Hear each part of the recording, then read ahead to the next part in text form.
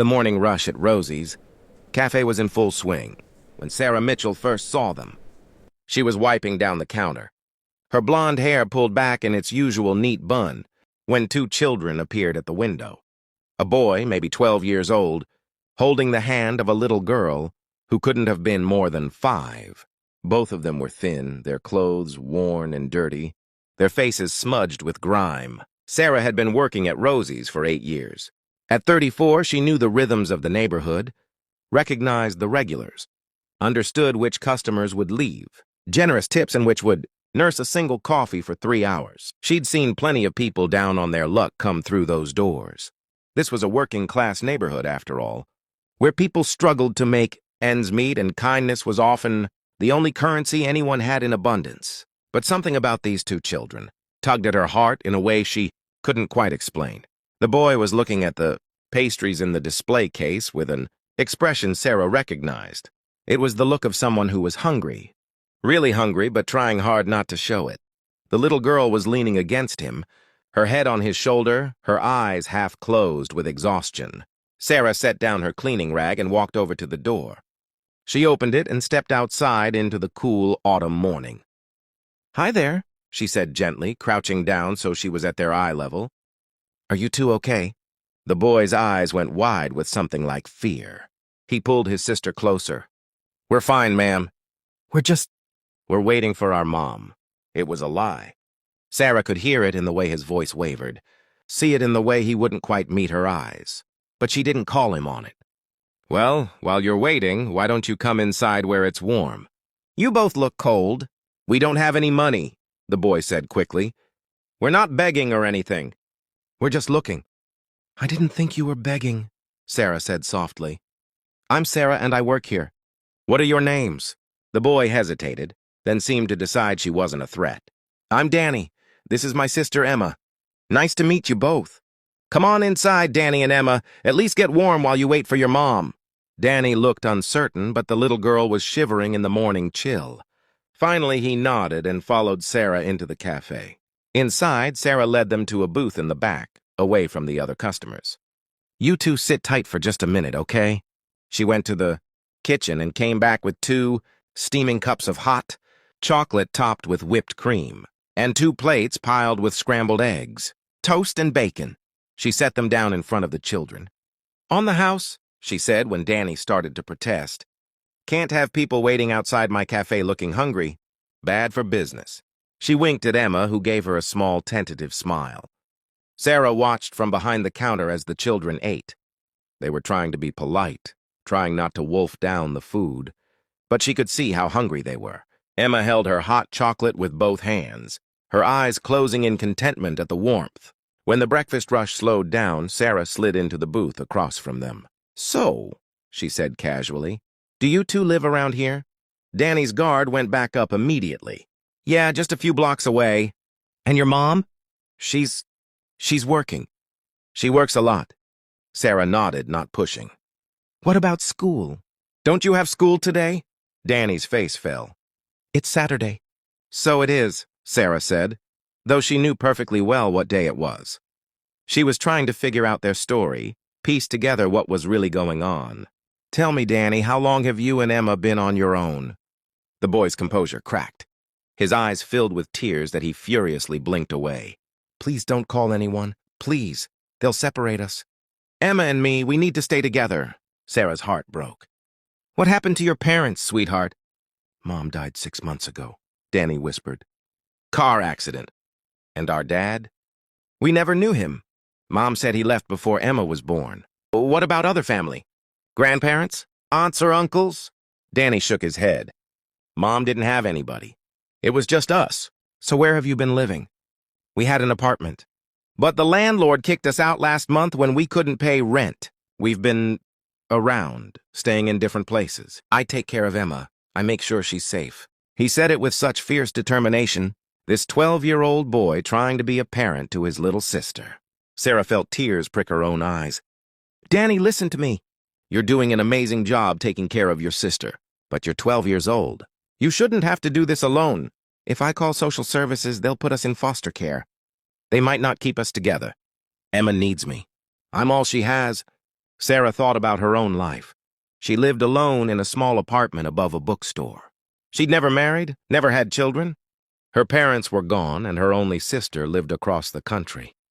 She worked long hours at the cafe, saved what she could, and spent her evenings reading or walking through the neighborhood. It was a quiet life, maybe a lonely one, but it was hers. And now, looking at these two children who had nothing and no one, Sarah felt something shift inside her chest. "What if," she said slowly, "there was another option? What if you two stayed with me for a while, just until we figure something else out?" Danny stared at her like she'd just offered him the moon. You do that? But you don't even know us." "I know enough," Sarah said. "I know you're a good brother who loves his sister. I know you've been trying to survive on your own. And I know I have a spare room and enough food to share. If you want, you can stay with me. We'll figure out the legal stuff later, but for now, you'll have a safe place to sleep and regular meals." Danny looked at Emma, who had finished her hot chocolate, and was now playing with the whipped cream cup, making it spin on the table. When he looked back at Sarah, there were tears running down his face. "Thank you," he whispered. "Thank you so much." That's how it started. Sarah took the children home that afternoon after her shift ended. Her apartment wasn't large, just 2 bedrooms, a small living room and a kitchen, but it was clean and warm and safe. She gave the kids her bedroom and took the couch for herself. Over the next few days, Sarah learned more about Danny and Emma. She learned that Danny was smart, that he'd been a good student before everything fell apart. She learned that Emma loved to draw, spending hours with the old crayons Sarah found at a thrift store, creating elaborate pictures of families and houses and sunshine. Sarah called in favors, talked to friends, navigated the complicated world of social services. She applied to become their foster parent. And while the paperwork was processed, she was allowed to keep them with her on a temporary basis. It wasn't easy. Sarah's modest salary from the cafe was stretched thin feeding, 3 mouths instead of 1. She picked up extra shifts, cut back on everything that wasn't essential. But when she came home to find Danny helping, Emma with her homework at the kitchen table, or heard Emma's laughter echoing through the apartment, she knew it was worth it. The years passed. Danny grew into a thoughtful teenager, working part-time jobs after school to help with expenses despite Sarah's protests. Emma blossomed into a bright, curious girl who loved school and still drew pictures constantly, taping them all over the apartment walls. Sarah officially adopted them both when Danny was 14 and Emma was 7. She'd never had much money to give them, never been able to afford the things other kids had, the brand-name clothes or the latest gadgets. But she gave them love, stability, and the kind of home where they felt safe and valued. Danny went to college on a full scholarship, studying business and economics. He called Sarah every week, came home for holidays, and always introduced her as my mom with such pride that it made her heart swell. Emma followed a few years later, going to art school with a combination of scholarships and loans. Sarah continued working at Rosie's, eventually becoming the manager. Her hair turned gray, her hands grew more weathered, but she never regretted the choice she'd made that autumn. Morning 15 years ago, those children had filled her life with purpose and love she'd never known. She was missing. On a Tuesday morning in early spring, Sarah woke up to an unusual sound outside her apartment. It was a commotion, voices murmuring, someone saying, "Is that really hers?" She looked out the window and froze. Parked on the street directly in front of her building was a gleaming luxury car, a Mercedes, black and polished to perfection, with a large red bow on the hood. Sarah hurried downstairs in her bathrobe, thinking there must be some mistake.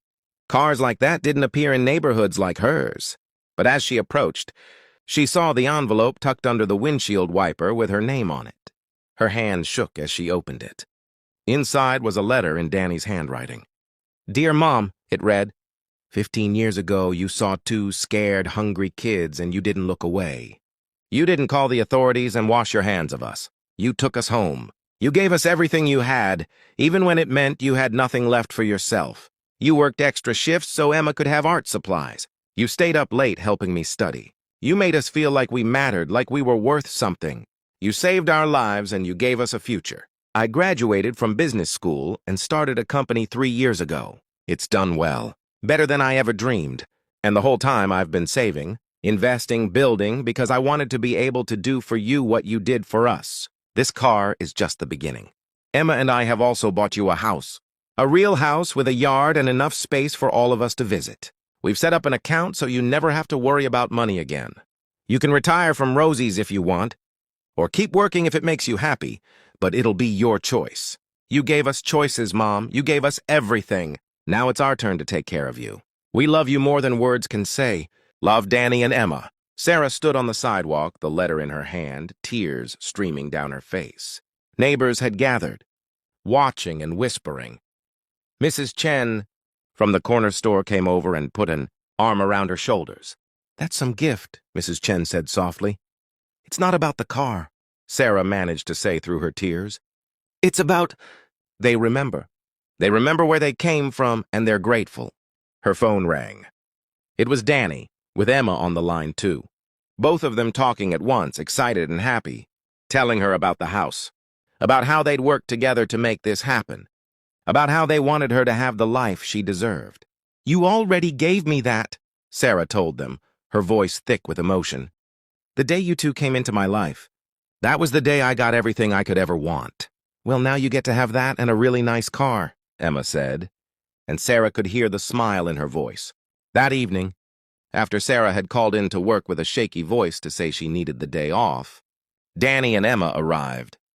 They'd driven in together from the city, both of them successful, young adults now, but still the same children. She'd fed hot chocolate and scrambled eggs all those years ago. They took her to see the house, a beautiful 3-bedroom place in a quiet neighborhood with a garden that Emma was already planning to fill with flowers. They walked through the rooms together, and Sarah saw how they'd prepared everything, how much thought and love had gone into every detail. The guest rooms are for us, Danny explained, so we can visit often. And there's a studio space for Emma to paint when she's here, and an office for me when I need to work. You're planning to visit a lot then? Sarah asked, touched beyond words. Mom, Emma said, taking her hand, you're our family. Of course we're going to visit a lot. That night, the three of them sat in Sarah's old apartment one last time, eating takeout pizza, like they used to when money was tight, and simple dinners together were the best part of the day. Tell us the story again, Emma said, just like she used to when she was little. Sarah smiled. What story? The story of the day we met. The day you saw us outside Rosie's. So Sarah told it again, the way she'd told it dozens of times over the years. About 2 children with hungry eyes and brave hearts. About a decision made in a moment that changed 3 lives forever. You know what I remember most about that day? Danny said when she finished. It's not the hot chocolate, though that was amazing. It's the way you looked at us, like we mattered, like we were worth caring about. I'd felt invisible for so long, and then you saw us. Really saw us. I did see you, Sarah said. I saw 2 incredible kids who deserved a chance, and I was right. As Sarah lay in bed that night, she thought about the journey that had brought them here. She'd started as a waitress with a modest life and a quiet routine. She'd ended up as a mother, and now she was being given gifts she never could have imagined. But the real gift, she knew, wasn't the car or the house or the financial security. The real gift was sitting on the couch in the living room.